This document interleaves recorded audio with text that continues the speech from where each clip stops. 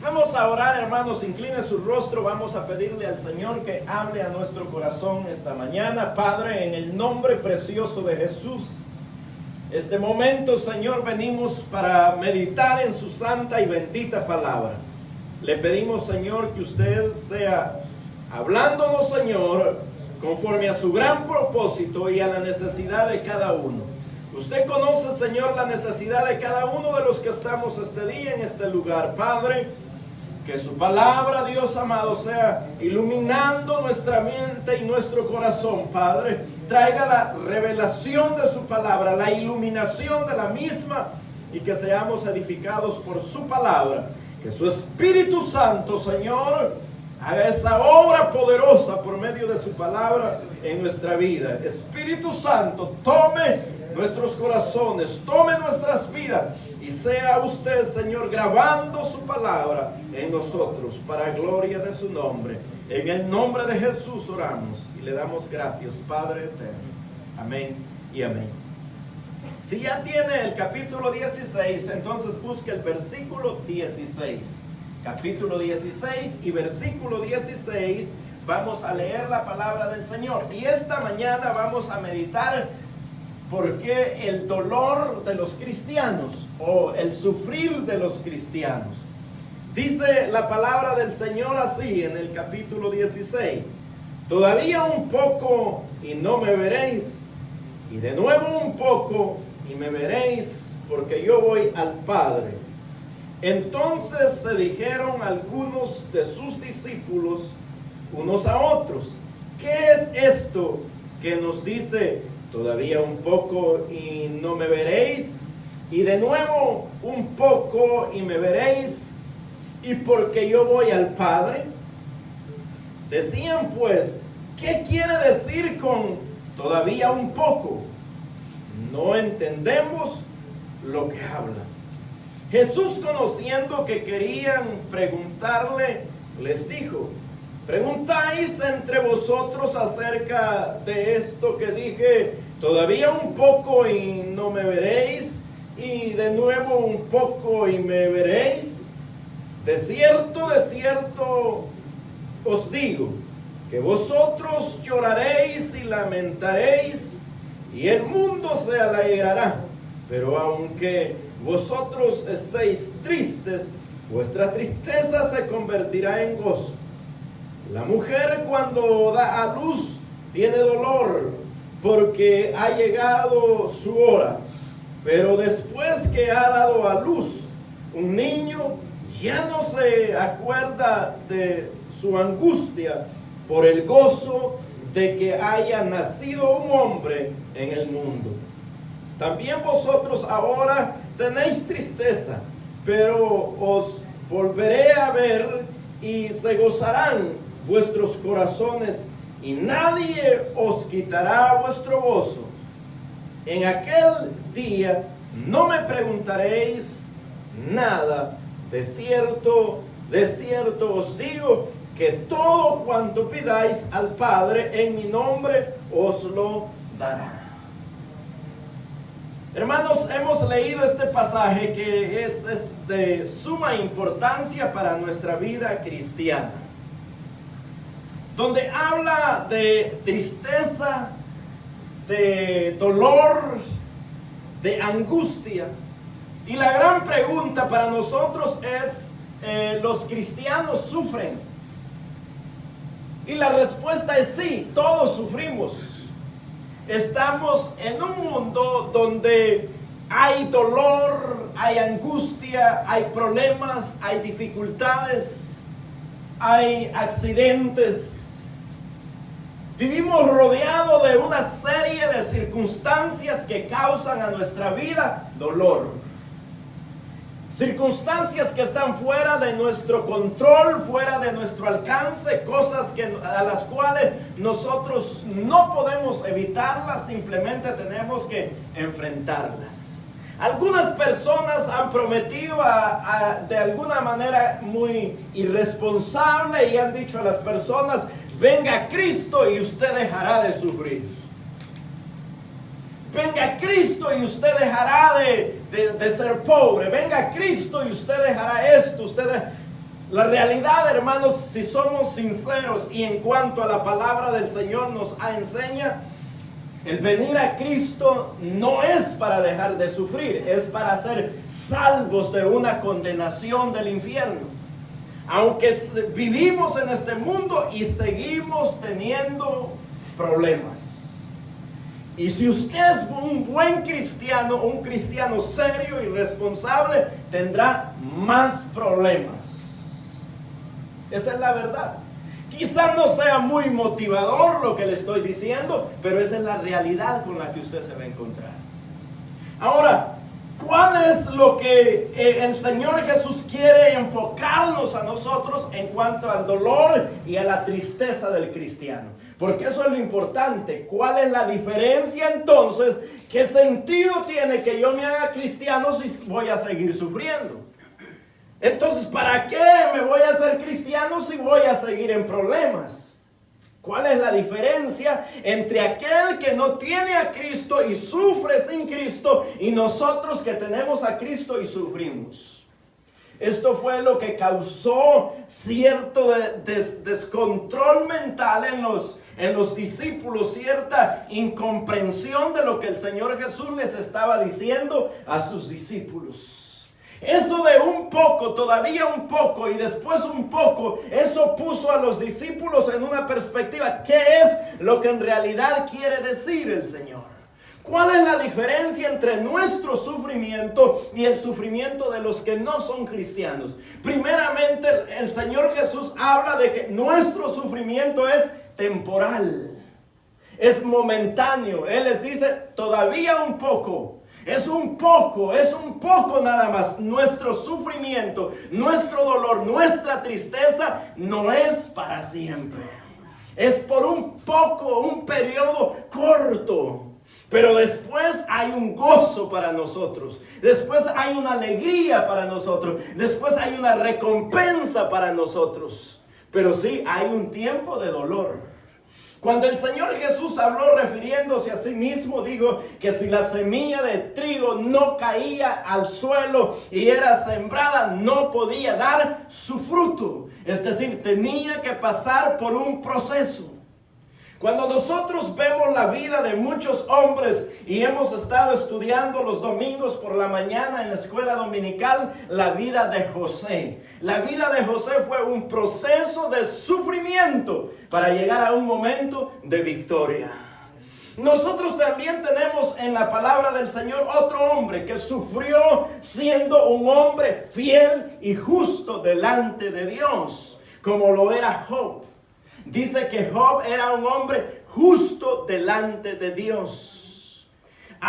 Cuando el Señor se refirió a Job, dijo estas palabras: has considerado a mi siervo justo, Job.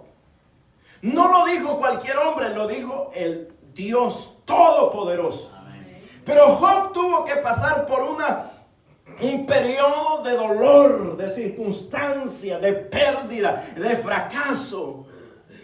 Hermanos, que pareciera ser insuperable las cosas que Job vivió. De un golpe perdió a sus hijos. En otro día perdió todo lo que tenía. De repente Job pierde su salud.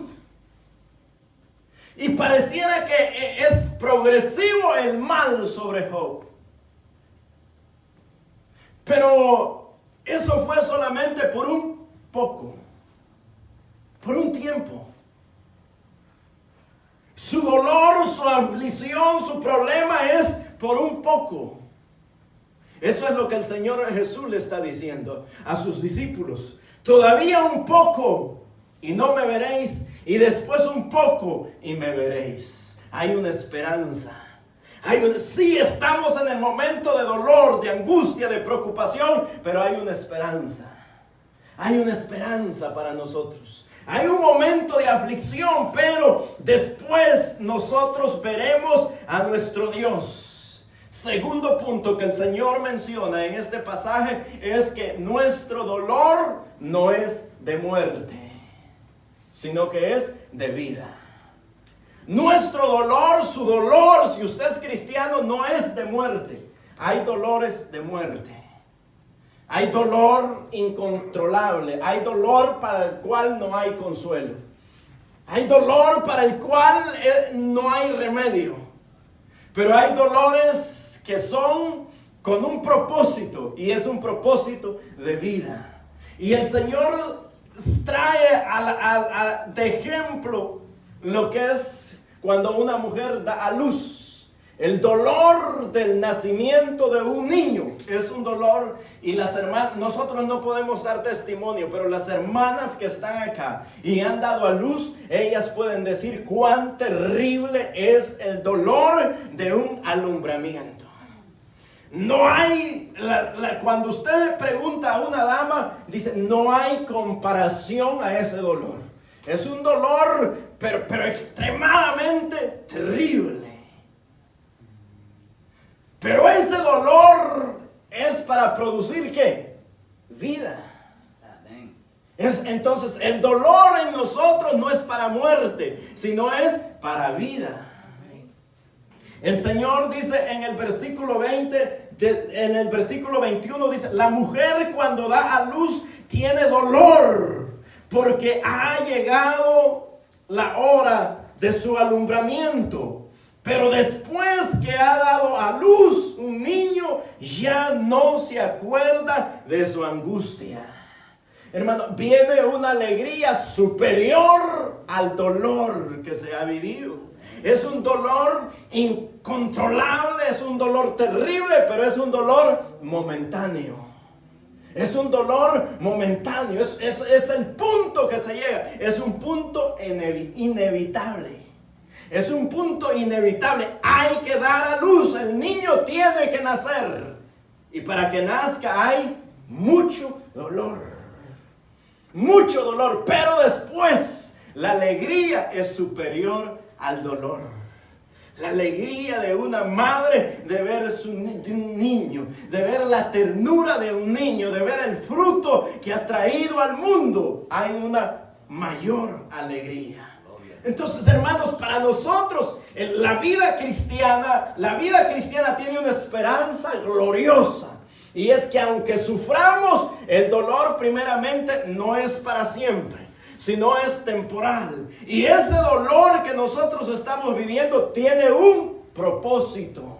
Tiene un propósito para nuestra vida. Tiene el propósito de traer algo mayor para nosotros.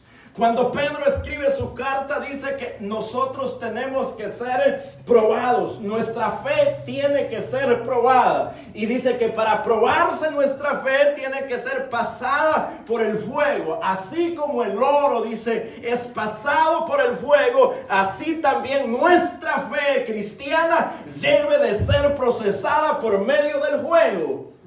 Pero cuando esa fe ha sido procesada, entonces esa fe genuina en nosotros trae fruto para nuestra vida. Es decir, la vida cristiana, nosotros vamos a tener dolor, pero ese dolor tiene propósito. No es un dolor sin propósito, es un dolor con un propósito. Para que usted y yo aprendamos, para que usted y yo crezcamos, para que usted y yo confiemos más en el Señor. Para que usted y yo confiemos más en nuestro Dios. Esa es la razón del dolor. Es un dolor pasajero, temporal. Es un dolor para vida y no para muerte. Es para vida y no para muerte. Jesús anuncia y les dice, esto es solamente por un tiempo nada más.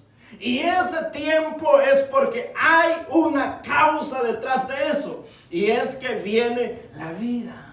Cuando nosotros leemos en la carta de los Romanos, Pablo en el capítulo 8 y versículo 18 recita estas palabras. Dice, pues tengo por cierto que las aflicciones del tiempo presente no son comparables con la gloria venidera que a nosotros ha de manifestarse. Hermanos, sí hay problemas, sí hay angustias, pero nada es comparado con lo que el Señor tiene para nosotros. Dice, tengo por cierto que las aflicciones, dice, Pues tengo por cierto que las aflicciones del tiempo presente no son comparables con la gloria venidera. Sus problemas de hoy no son comparables con lo que Dios va a hacer con su vida, con lo que Dios va a hacer con usted. Cuando dice la Biblia que Job tuvo que pasar ese proceso, entonces dice que Job se quejó de todo menos de Dios. Porque él sabía que Dios siempre tiene un propósito en todo lo que hace. Y él dijo, Job dijo, recibiremos de Dios solo el bien y no el mal. Y Job llega a la conclusión y dice, si desnudo salí del vientre de mi madre, así mismo volveré. Es decir, este mundo, todo lo de este mundo es pasajero. Hay algo superior y es la eternidad. Cuando él está en ese proceso difícil y él solo dice, yo sé que mi Redentor vive y que yo le veré. Yo sé que mi Redentor vive y que él del polvo me levantará y le veré. ¿Usted sabe cuándo Job conoció verdaderamente a Dios? En el proceso de su dolor, en el proceso de su angustia, en el proceso de su enfermedad. Ahí fue cuando Job conoció realmente a Dios. Job un día empezó a hacerle preguntas al Señor. ¿Por qué sufren los justos? Y el Señor le dijo, te voy a hacer unas preguntas y después le contesto la suya. Y cuando el Señor empezó a hacerle preguntas y preguntas, entonces Job dijo, de oídas te había oído, mas ahora mis ojos te ven. En medio del dolor temporal de la vida, Job conoció la grandeza de nuestro Dios. Porque hermanos, lo que pasa muchas veces es que los problemas de la vida suelen cegarnos ante la realidad de un Dios todopoderoso, de un Dios que tiene el control absoluto de todas las cosas. Y nos olvidamos que los dolores son temporales y que si somos cristianos, hijos de Dios, eso tiene un propósito en nuestra vida. El sufrir, aún en la enfermedad, eso tiene un propósito en su vida.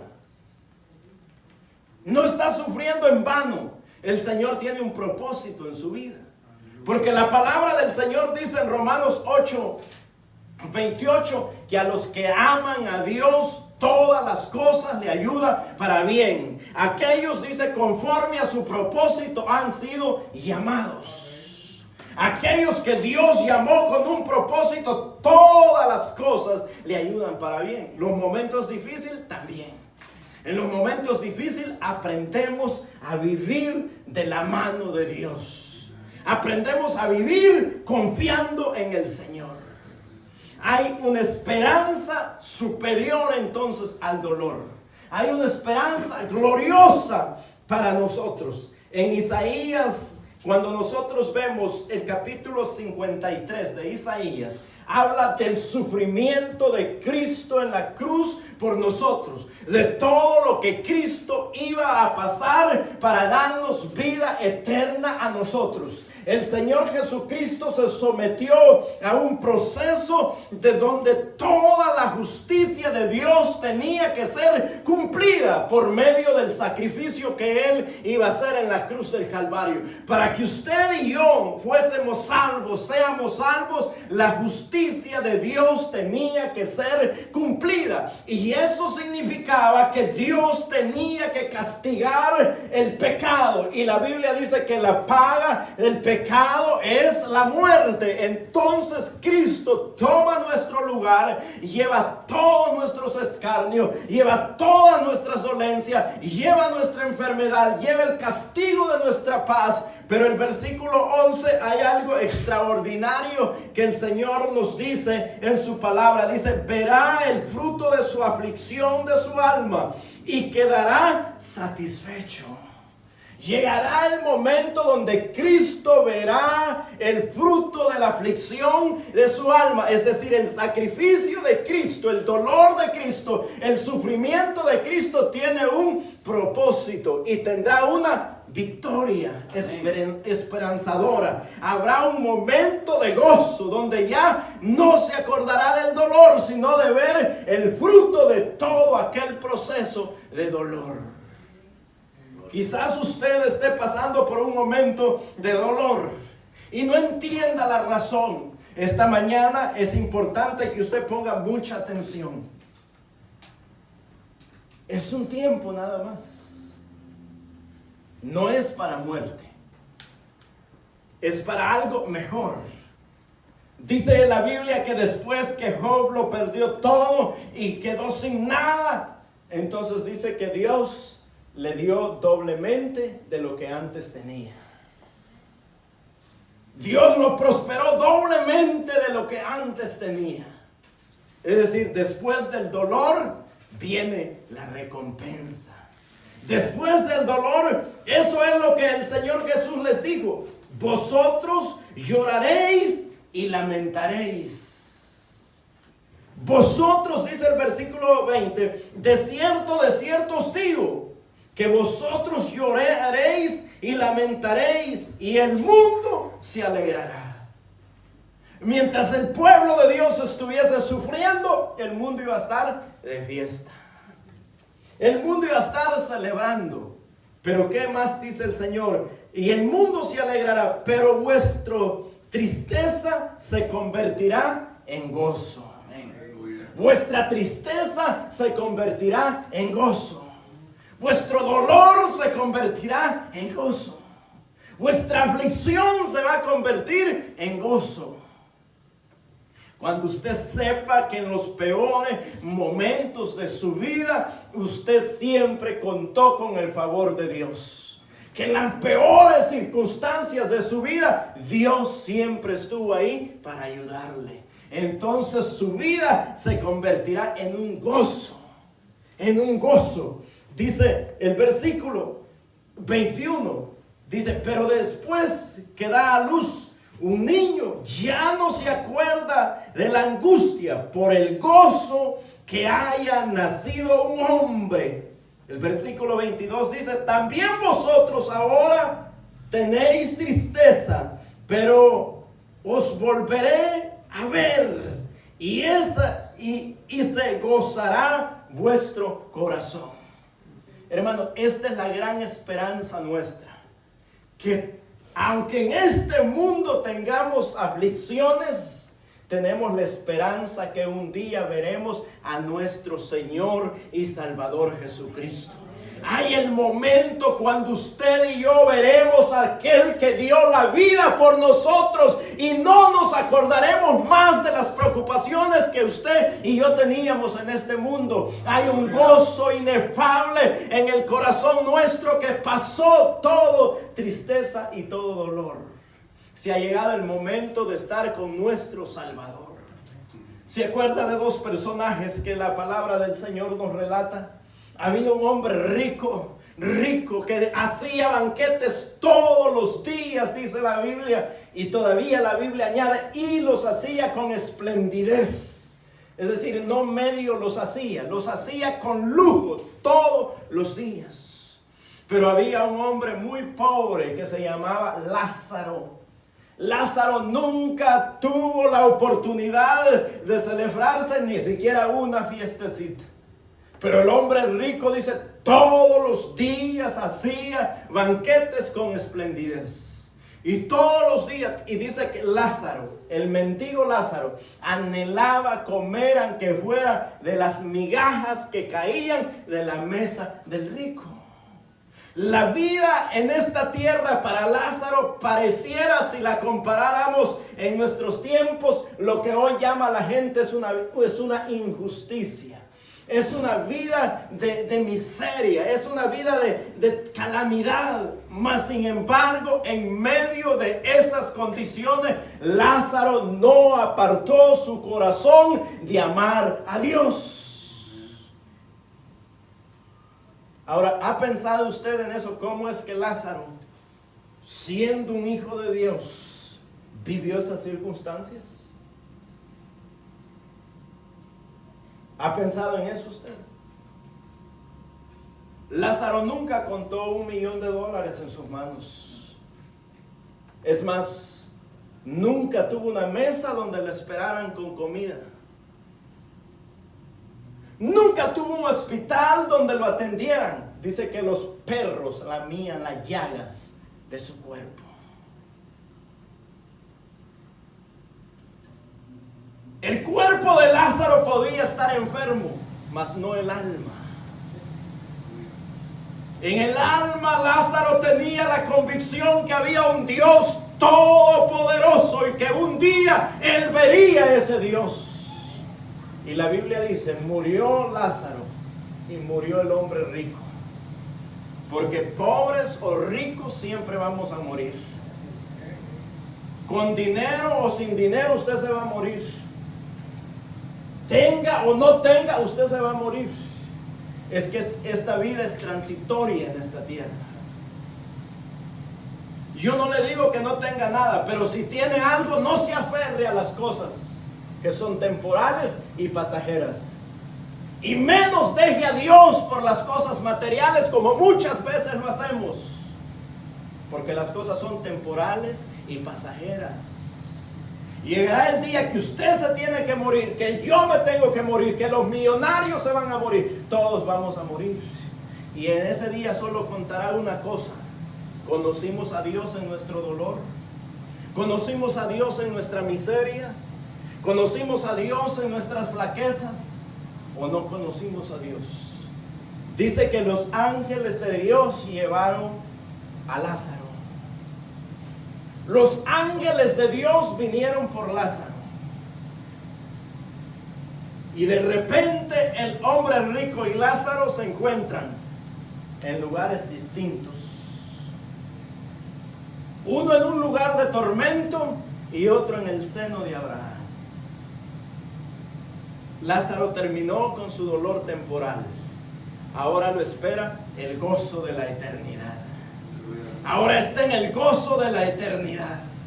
Está en un lugar de paz, de tranquilidad, de felicidad. Y el hombre rico está en un lugar de tormento.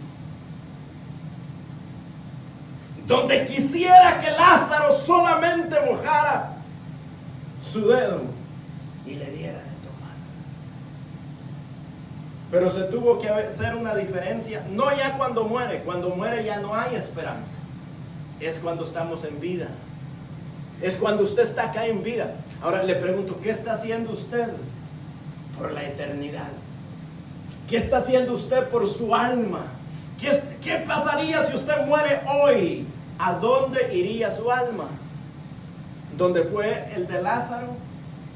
¿Dónde fue el hombre rico?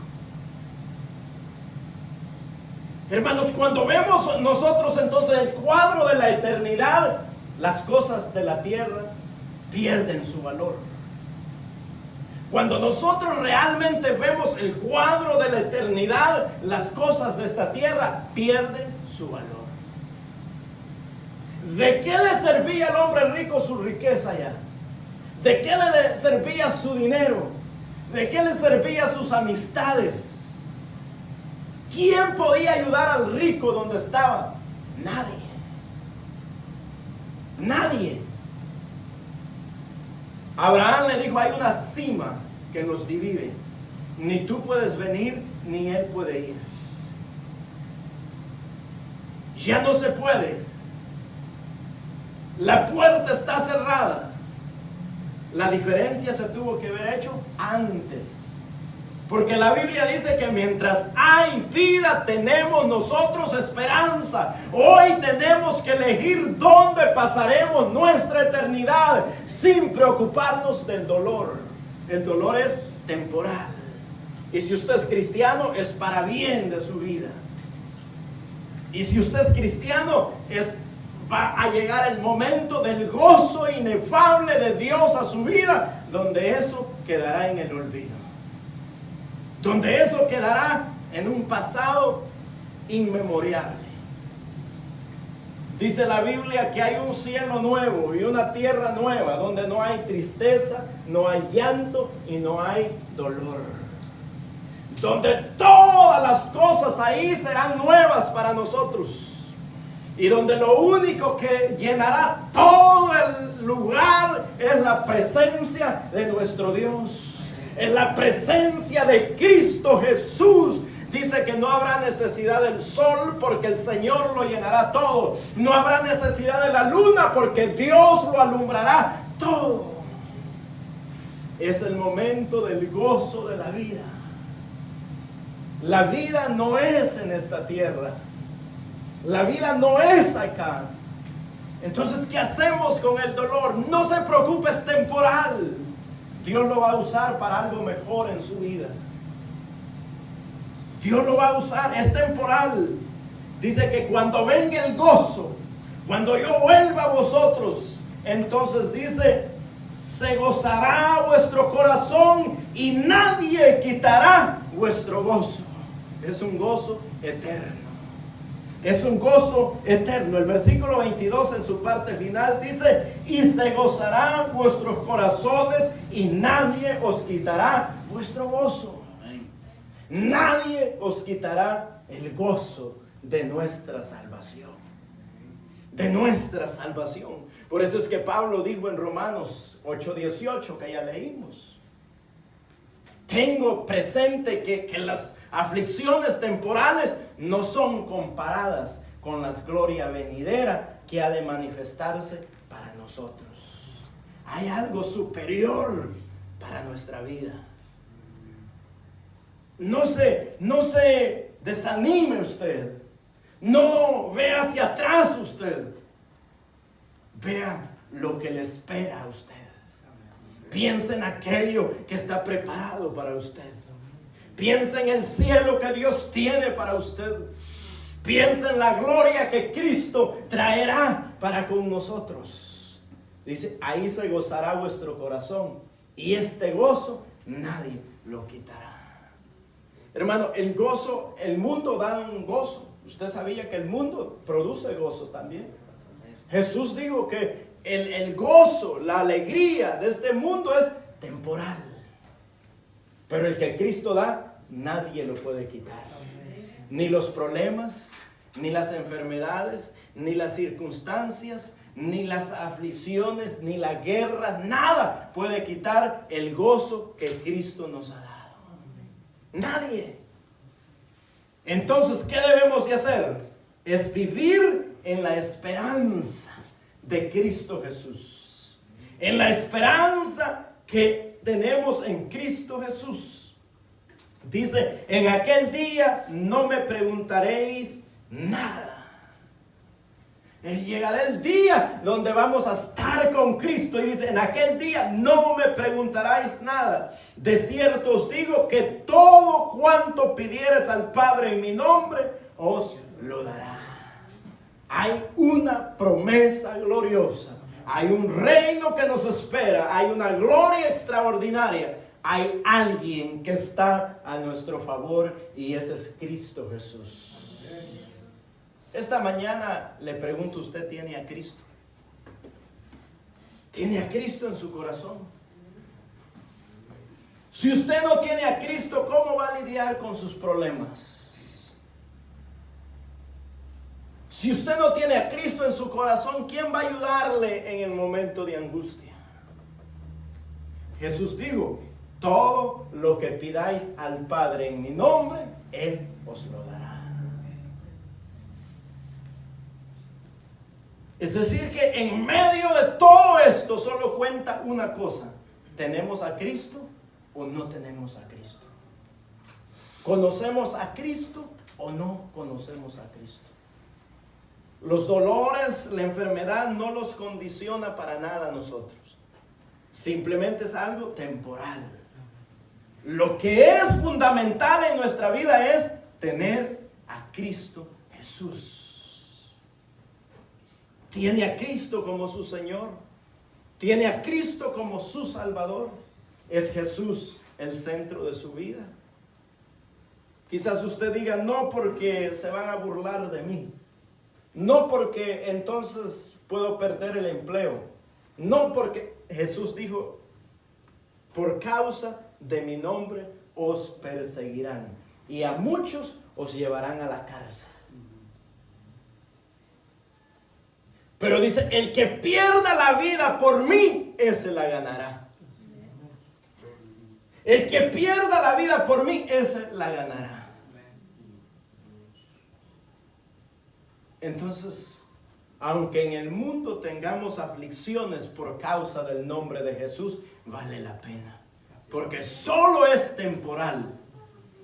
Pero después que le veamos a Él, nuestro corazón se gozará. Y ese gozo nadie lo podrá quitar. Hermano, en este mundo de conflictos que vivimos y de inseguridad, hay un lugar seguro para usted y para mí. Es Cristo Jesús. Él es, dice la palabra, la roca inconmovible de los siglos. Él es nuestro refugio y Él es nuestro pronto auxilio. Él es, dice, Él mismo dijo, el camino, la verdad y la vida.